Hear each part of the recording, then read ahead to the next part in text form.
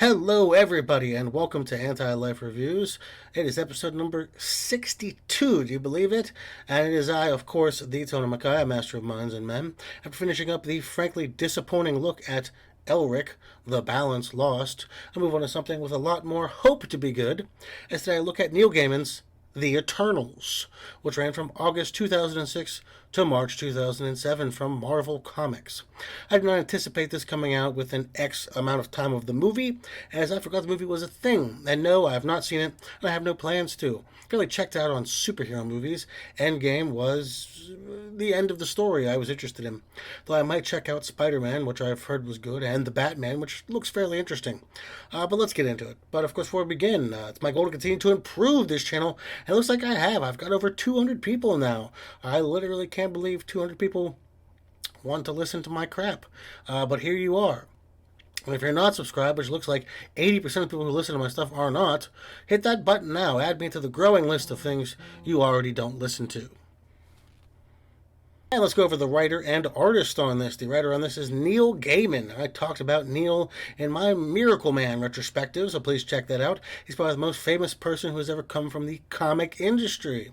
He's worked on everything from movies and TV, from Babylon 5, Doctor Who, The Simpsons, Beowulf. He's written novels like Good Omens, Stardust, American Gods, and of course worked on comics like the aforementioned Miracle Man, The Sandman, and all the things that come with that. Spawn and lots more. He's done much more than I have time to recount here today. And the artist, John Romita Jr. Seems like I say this a lot, but an artist I love. I might say JRGR is the closest modern artist we ever got to Jack Kirby, and I think that says a lot. Had legendary runs on Uncanny X-Men, Iron Man, Amazing Spider-Man, Daredevil, just to name a few. Has a kinetic, bold, action-heavy comic style that really is unique, but can be a bit stiff at times. Two things now, if you don't know. Jack Kirby created the Eternals. They were beings created by the Celestials to help make sure things ran smoothly. The middle management of Earth. They were never popular, which is probably why Neil wanted a shot. He likes a challenge.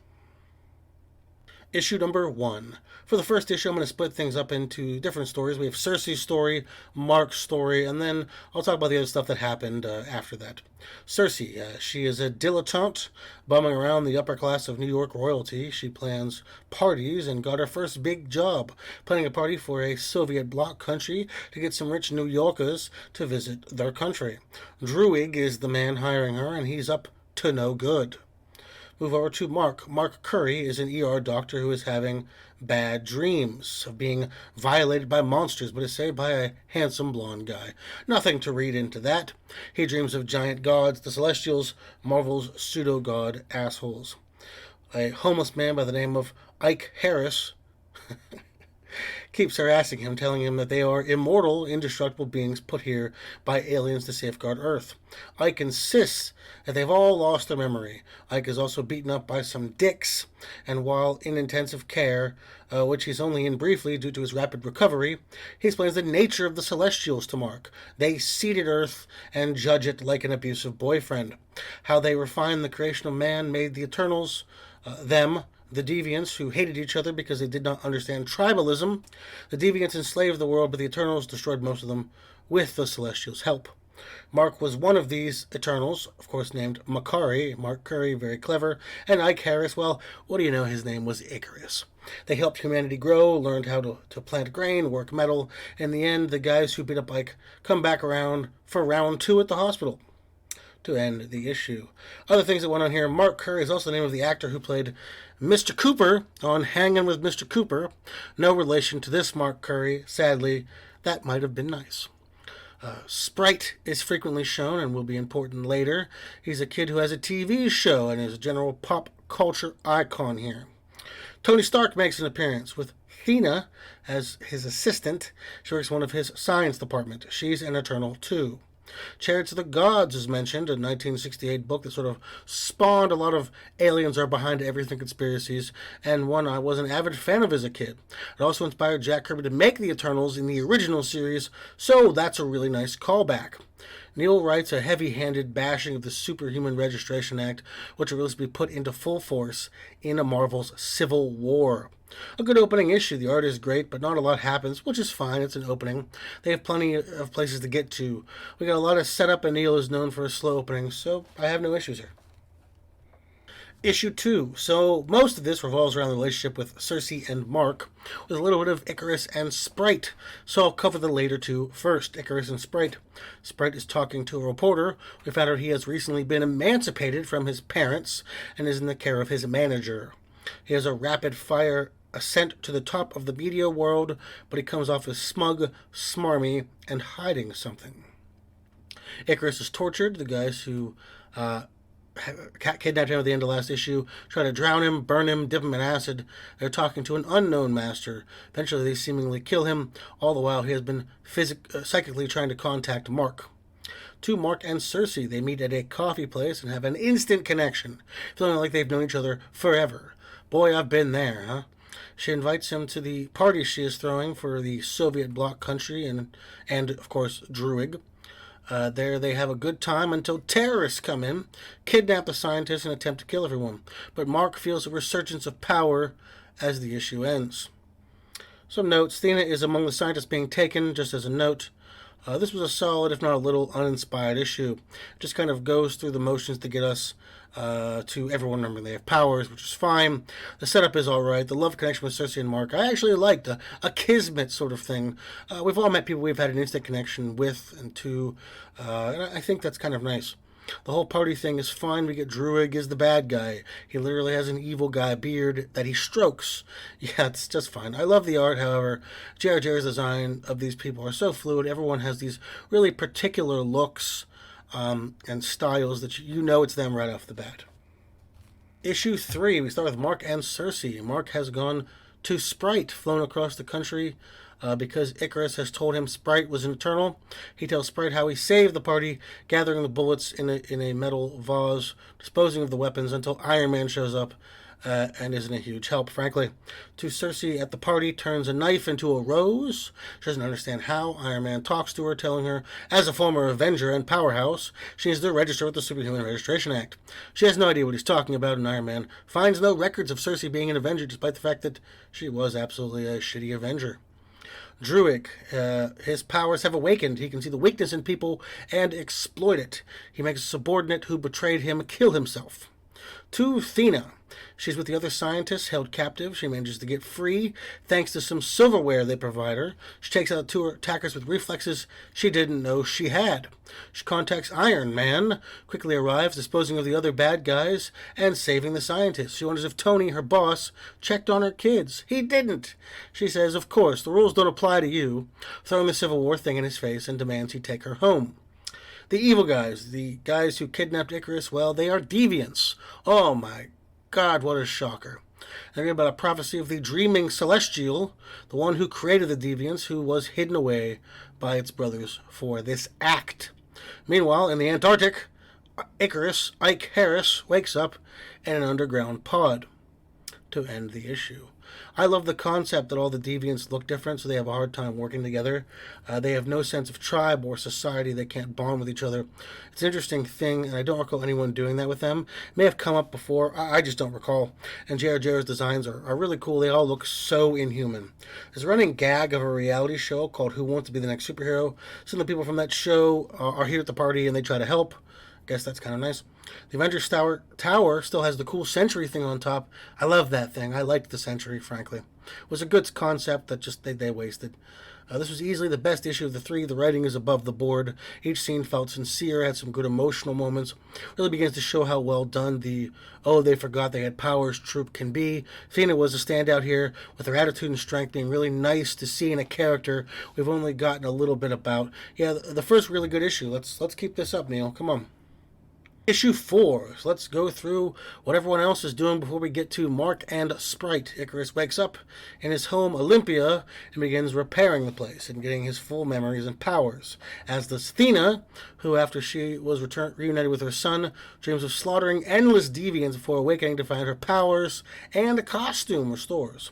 She meets up with Icarus and they fly off to stop something that Sprite did, but I'll get to that. Cersei, for some reason, is in a bikini on top of a building. Is she getting a tan? What is she doing? Is this something people in New York do? I've been in New York City a number of times. I did smoke crack there, but whatever. She finds she does have powers when she turns a cat into a demon. Druig returns to his Soviet bloc country and begins to take over of it. Mark and Sprite. Now, this is where all the plot comes from. Sprite takes Mark to the dreaming celestial the deviants mentioned. He goads Mark into attacking it, which an Eternal cannot harm a Celestial, so it zaps his powers.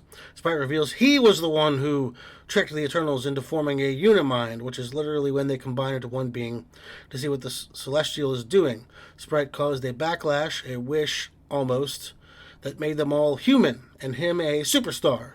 He mentions it was a low goal, and maybe he should have set higher, but now things have gone wrong. He's going to wake it up, which, as I mentioned, Icarus and Athena want to stop. To essentially end the issue. We get some interesting pathos from Sprite, sick of being 11 years old for millions and millions of years. He manages how Cersei had sex with all the male Eternals to save himself, so he was ever frustrated that he was just as old and wise, but stuck in the body of a boy. I like his frustrations. It makes sense. It's believable. He can age now. He's human. He's happy to get older and get laid and just do the things he saw everyone else doing for millions of years. Sprite also mentions the Eternals were at the San Francisco earthquake. Looks to be the big one, 1906, based on the art, which also coincides with him saying he was responsible for giving J.M. Barrie the idea for Peter Pan, which was published in 1902. So it fits him bumming around doing things around that time. A well fleshed out issue that gave us two villains continuing their plan. Sprite, the sympathetic one, Druig, who knows what he's up to, with the deviants still hanging around in the wing to do something. Solid, well written. The art was a little off. Cersei looked super skinny in this particular issue for some reason. I don't love that. And what was she doing on that roof? Is that something New Yorkers do? Let me know. Issue 5. Icarus and Athena go get Cersei for their cause. She comes pretty willingly. We then go to two new characters, Ajax and Zurus. Ajax is an Eternal who speaks to the Celestials. That's his job. Turns out he was never turned into a human. And Zurus, who is now a homeless bum, well, he was their leader. It was his idea to make sure Icarus was, quote, killed, unquote, by the deviants who Ajax hired, as that means he would be reborn in Olympia. But now the deviants want to wake up the gleaming celestial, and they got to do something. Zurus is returned, and they go see Druig. This reminds me of Grant Morrison's Seven Soldiers, the Mr. Miracle one, when all of the new gods were like homeless. Highfather was a homeless guy. I think that came out before this, so I wonder if that's sort of where Neil he sort of read that and got the idea, or I don't know. It really rings of that. Moving over to Druig, continues his takeover of the Soviet bloc country, makes the guy kill himself, and is visited by Ajax and Zurus. He says he'll help as long as they leave his country alone after they are done. Zurus agrees. The Deviants. They attack Sprite, they go get Mark and use him to help awaken the Dreaming Celestial, and they are successful to end the issue. Hank Pym and the Wasp make an appearance in this one, noticing the seismic activity as the Dreaming Celestial awakens. Ajax plot is confusing. I cut down a lot of it. It didn't make any sense. He hired the deviants and are now mad that deviants are doing something deviant. Okay. He says he wanted to keep Icarus out of it, but specifically tells them to go after him, knowing they would kill him and he would be reborn in Olympia. I don't get it. A middling issue, just sort of setting up the end game. The Ajax and Zurus stuff kind of came out of nowhere with a ton of exposition dump. They were supposed to treat them as if they were important, despite not being in any of these issues the whole time. Was mediocre, especially for this series. It wasn't good. Issue 6. Icarus, Athena, and Cersei arrive at the Dreaming Celestial and are attacked by its automatic defense system. Athena's kid is still with her. Put the kid somewhere. He's obviously a liability. Take him to a daycare. Give him to a friend. Why is he here? And of course, the kid is attacked. The deviants attack and take the boy hostage. That's all he's there for. They try to attack Icarus, but he uses a stunning display of power to fight them back. Cersei turns the deviants into a tree, so the boy is fine as well. Iron Man, Hank Pym, and Janet Van Dyne arrive. Them and Tony have a confrontation, which leaves Iron Man down. By them, I mean the Eternals. Icarus uses mind control to keep Hank away from the fight. The Celestials then stand as Druid, Zurus, and Ajax show up, but they know they are underpowered as only Icarus is a full Celestial. They attempt a Unimine, with Cersei refusing to join, but the Celestial reverts it quickly. The Celestial invades Mark's head and talks to him, trying to understand what is going on. It asks about Iron Man, finding it amusing. Also mentions the Horde, Universal Locusts, which are coming now that it's awake. It then announces it will be monitoring transmissions, dreams, thoughts of everyone on Earth. When the time comes, it will judge the planet. Planet. Jesus Christ. Mark is now Makari again, and Iron Man is told that the Celestial will not be tampered with or interfered with by outside sources. They can't hurt it, talk to it, interfere with it anyways. Only the Eternals seem to be able to do that.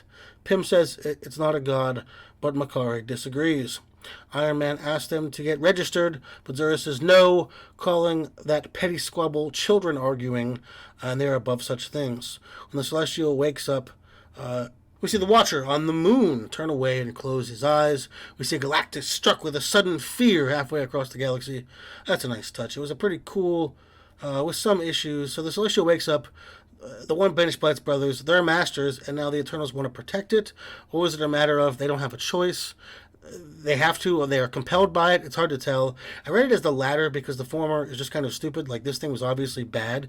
We literally see sunken Lemuria, the continent where the deviants live, rejoice when it awakens. So, I don't know. I didn't really love this as a penultimate issue. Like I said, pretty cool. I like the Celestials a lot. It was just kind of everyone arrives and nothing really happens. Everyone is totally ineffective. I mean, what do we need any of these characters for? The Celestial wakes up and then no one can fuck with it, and that's it. That's it. What was the point of the Eternals? They're going to protect it. You can't hurt this thing anyways. It's a giant space god. I don't know.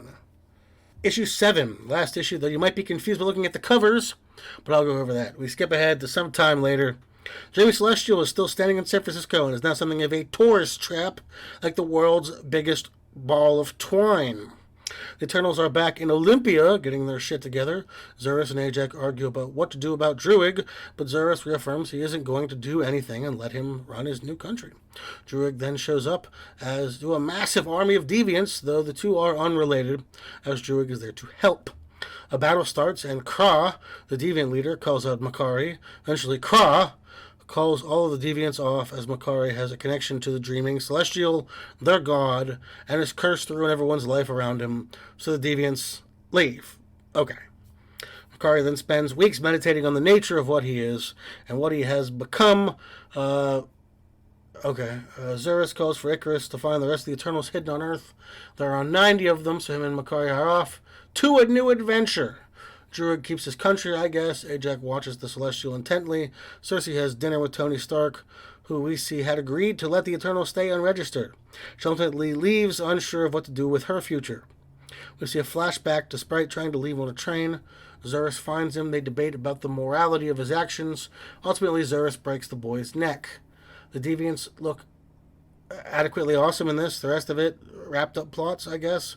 Sort of. It's a good setup for an ongoing that came out of this, which was fairly decent. I remember reading it when it came out. But yeah, I'll talk about the rest of this in my overview. I do want to point out that the Zurus thing reminds me of Captain America and the skull in Earth X. Once again, feels like it aped that a little bit. Overview. I feel conflicted about this. Ultimately, it's pretty good. Writing is competent. The art is great. It certainly didn't feel like a Neil Gaiman book. It didn't have any of his longing prose or thoughtful introspection. It flirted with these ideas, but it didn't really land in any real capacity. I mean, what did we learn about any of these people? Icarus probably had the most characterization, and his was guy who knew who he was and is strong. Sprite, Zurus, Druig, Makari, Cersei, and Tina all had parts of a story, but nothing really went anywhere. I think we're supposed to think Makari had a full story, but he didn't. He ultimately is left pretty much just as confused as the beginning. He just now has a god in his head and can move fast. Cersei and Tina's stories went nowhere. Literally, Cersei, I don't know. I don't know what she's supposed to get out of this. Athena is mostly forgotten. Druig is there for setup as the big bad of the future. Zurus and Sprite had something there, Sprite in particular. We begin to feel for him. Then he's a generic bad guy and is killed. The killing seemed extreme. I mentioned Captain America doing the same thing to the Skull and Earth X, but he was an evil telepathic monster. Sprite is just a squirrel trying to get a nut. if you know what I mean. And the deviants were totally wasted. They were essentially irrelevant outside of two that Ajak hired. I mean, they showed up for a few pages in the last issue. They did nothing. They were not a threat, nor were they treated as one. And the Dreaming Celestial barely, if all, acknowledged them, even though it supposedly created them and was worshipped by them. I don't know what was the point. And the horde that was referenced, I thought at first it was the deviant horde, but no, it's some space locust that no one seems worried about. Tell Tony Stark about it, maybe, or I mean, they don't even act like they're going to do anything about it. It's mentioned a couple of times, but then when we're told what it is, it's never brought up again. This was originally going to be 6 issues, as noted by the covers, until issue 7, and I wonder, was 7 tacked on to have this last meandering issue, or did they know beforehand it was going to run long? I'm just curious. Ultimately, this fits in with the long line of reasonably decent but overall middle-of-the-road Eternal series. Even Jack couldn't really get the idea to land, and thus far no one else really has either. I enjoyed this okay, but it was just pretty good, and good is well below Neil Gaiman's usual standards, so a little disappointing. Well, that was The Eternals by one Mr. Neil Gaiman. What did you think of my review? Are you a fan of these characters? Did you see the movie? What did you think of it? Let me know down below. Also, hit my Patreon up to let me know what you want me to review. Keep a totally open mind. I'm willing to consider just about anything. Also, follow me on Instagram for daily Twin Peaks memes. And don't forget to head to my podcast, the Dark Peaks Podcast, where another Instagram guy talk about stuff. Next week, a classic for the Teen Titans community. Let's look at the famous story, The Judas Contract. Well, this has been Nito Namakaya, Master of Minds and Men. Thank you, and goodbye.